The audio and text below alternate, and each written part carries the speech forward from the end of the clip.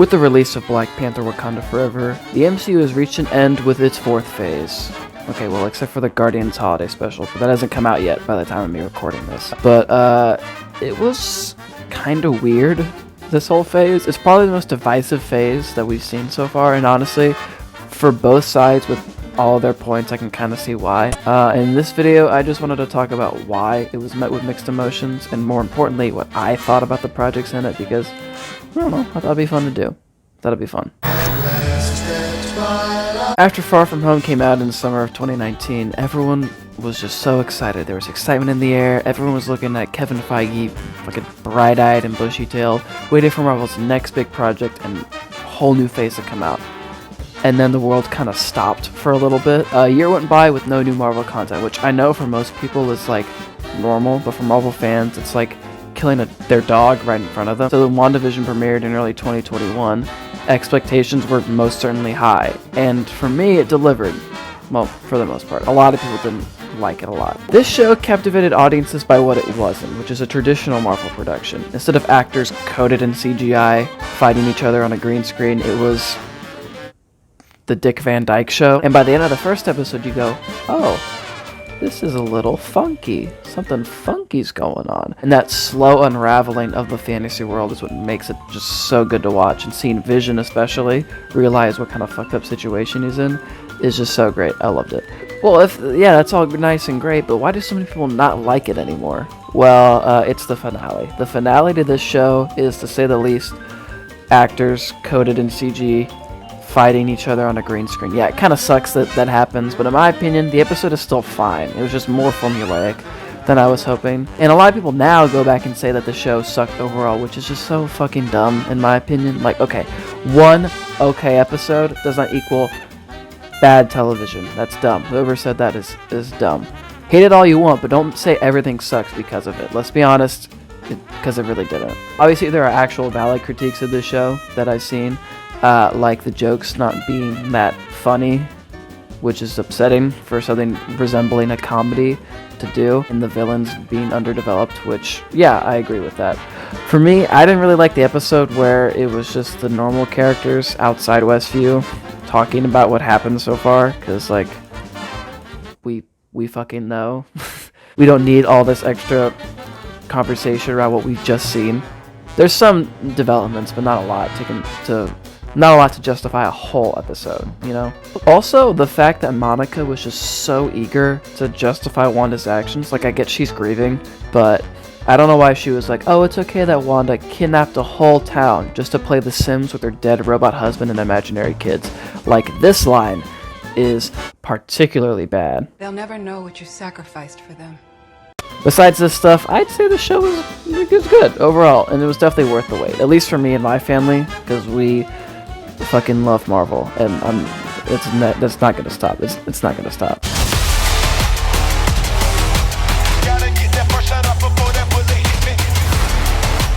This show was aight. After WandaVision finished airing, it was the next show starting to take over the public's attention, The Falcon and the Winter Soldier. As far as this show goes, I think it does a good job of showcasing how the snap actually affected the universe, which was actually pretty neat. Seeing how the world reacted and adjusted to it, and more importantly, seeing how after the snap was reversed, how people adjusted to that. I thought that was really cool. Also, I thought this show's commentary on race relations in America was surprisingly good. Like, I didn't think that was gonna happen, but it was very well executed and it was poignant. Like, seeing Sam struggle with the idea of being Captain America in a world that doesn't want him to succeed as Captain America, it was cool. I was not expecting that. It was cool. And also, by the way, it's worth mentioning, if shows and movies talking about race bothers you, then I don't know. Is there a problem? Okay, anyways, John Walker. I thought he was a great secondary antagonist and was a great example of what Captain America should not be. All great stuff. Now let's get on to the shitty stuff. The show's pacing is really bad. This is a problem that many of the other shows will have as well, but it started here because, you see, WandaVision had 9 episodes to flesh out its story.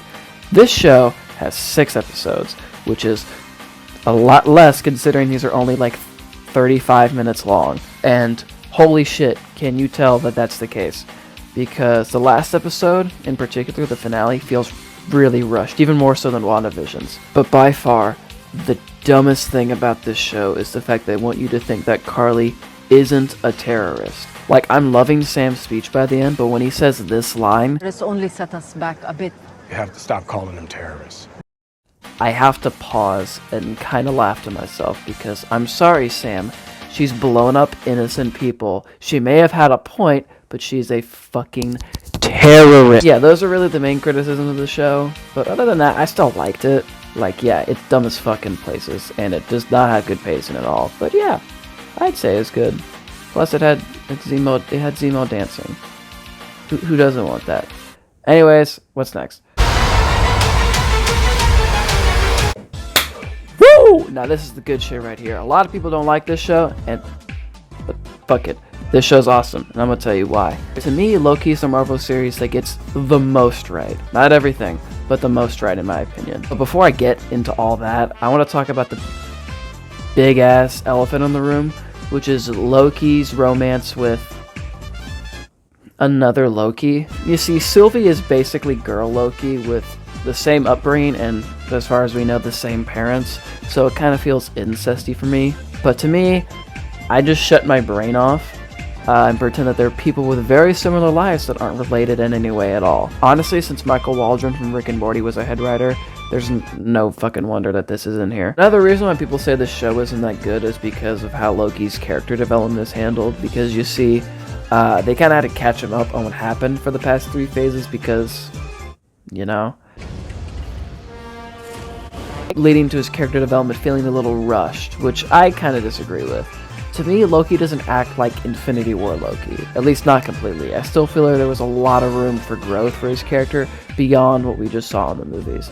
If that makes any sense. It doesn't, but I hope it doesn't. Anyways, the stuff I like. For starters, this show actually utilizes its 6 episodes pretty well. Every episode, whether they're good or bad, feels like it deserves to be its own episode, not just like rushed as shit. And unfortunately, the rest of these shows don't really follow suit with that. It should be noted that all the acting in this show is great, but a particular standout is Jonathan Majors as Immortus, otherwise known as Kang, but not really Kang yet. With only 1 episode worth of screen time, he completely sold me on this interpretation of the character, and I'm excited to see him as Kang in future projects. Like, that's pretty much the only reason why I'm excited for Quantumania. I mean, it looks fine, but that's like the big reason. Also, I'm excited for Season 2, which is, I think, the only show that's getting a Season 2 as far as we know, so that's neat.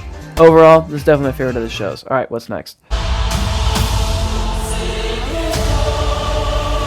The first theatrical release since Far From Home, Black Widow was not super well received. This is the movie where I started to agree more with the detractors of this phase, but I still liked it. I still liked it quite a bit. To start with the stuff I liked first, Florence Pugh was really delightful as Yelena in this. I wasn't expecting her to be as comedic as she was, but she made it work. In fact, most of the jokes actually landed.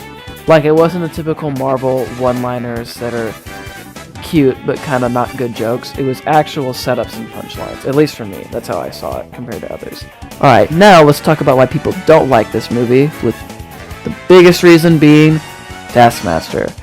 Now, I know that Taskmaster has a Baginga in this movie, and I really don't care. That's not why I don't like this. The reason I don't like this is because she doesn't have much of a character. The reveal of who she is happens way too late in the movie, and we don't spend a lot of time with her before this, so it leads to her character feeling very flat. This movie tries to be a lot like Winter Soldier, but it misses what made that movie so good in the first place. Yeah, Bucky was the antagonist, but by the time the reveal happened, it was like almost a little after midway in the movie, and we still spent time with him before and after that point, so we still understand him as a character. Also, this movie's placement makes the stakes of this film kind of lessened by it. Since it takes place after Civil War, we already know what happens to Natasha, which is, you know. This movie would have been way more effective if released when it was supposed to happen, but that wasn't going to happen. Also, the CGI in some parts, I'm going to be honest, it fucking sucked. I'm going to talk more about the CGI problem later on, but just know it gets worse, so keep that in the back of your head. Anyway, to me, this movie was fine. I liked it. I can understand why people aren't a fan of it, though. Alright, now let's get on to an absolute banger of a movie.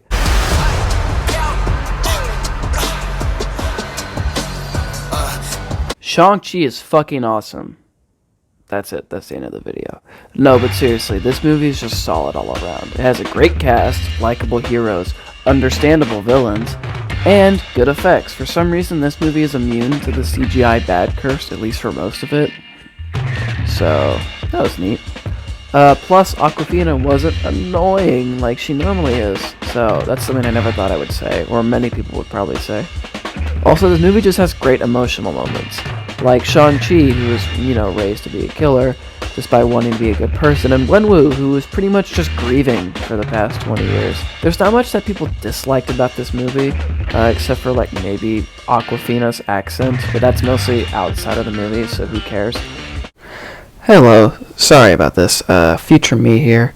I kind of rushed whenever I was writing this, so I didn't write down all my thoughts on this movie. I don't know why. I don't know why I was rushing, but whatever. Anyways, probably the only negative things I would say about this is that the pacing isn't great, particularly in the middle chunk of the movie. After a certain point, they basically kind of slow down the pace of the movie, and it is kind of noticeable. And also, they kind of stray away from the more martial art influenced aspects of the movie, which is a shame, but yeah, that's pretty much my thoughts on it. Yeah, that's pretty much all that needs to be said. It's a martial arts movie that's Marvel that also has fucking dragons in it. Go watch it if you haven't. It's really good. Yeah, so that's pretty much it right now. And also thank you to the 9 people that watched my first video. And by watched it, I mean clicked on it, probably realized it wasn't a Cosmonaut Variety Hour video, and then clicked off it promptly, which I understand. Yeah, and thank you for watching this video, and stay tuned for part 2, Electric Boogaloo. That joke is so not old at this point.